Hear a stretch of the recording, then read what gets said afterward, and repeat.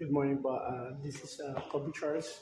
Today po is the solemnity of the feast day of Our Lady of Immaculate Conception, December 9, 2024. Supposedly kahapon po on December 8, 2024.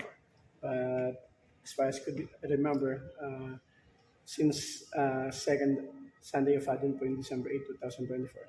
So ngayon po, December 9, 2024, pinap yung Immaculate Conception. Yun po yung feast day. So, yun po yung according to church. And, ayun, simula po ako. Mamaya po may pasok. Kasi, syempre, call center, ang gabi, normally, so 9 p.m. to 6 a.m. So, syempre, sa Catholic, syempre, ito po yung ating obligation sa Catholic. And again, yung Immaculate Conception po, ito po yung pinaglihi si Jesus Christ, ating Lord, Savior. And eventually, December 25, December 25 is His birthday. Pasko po yun sa atin. At nga po, sa Tosafsad ng Mary Health Parish, National Science sa Barangay Don Bosco, Baptism Subdivision, Paranaque.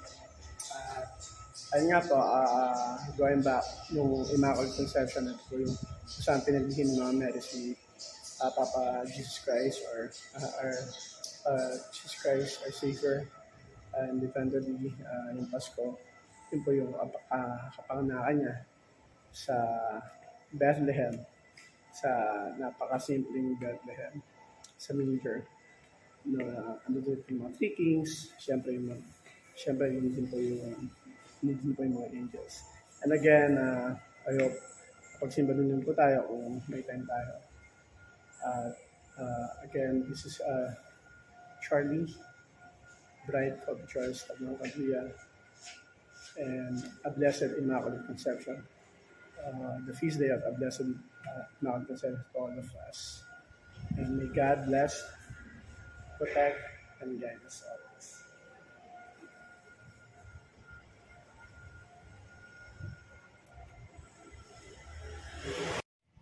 Ito po yung labas ng Mary Health Christians Parish National Shrine dito sa Barangay Don Bosco, Better Living Subdivision, Paranaque. Ito po yung Mary Health Christian National Shrine.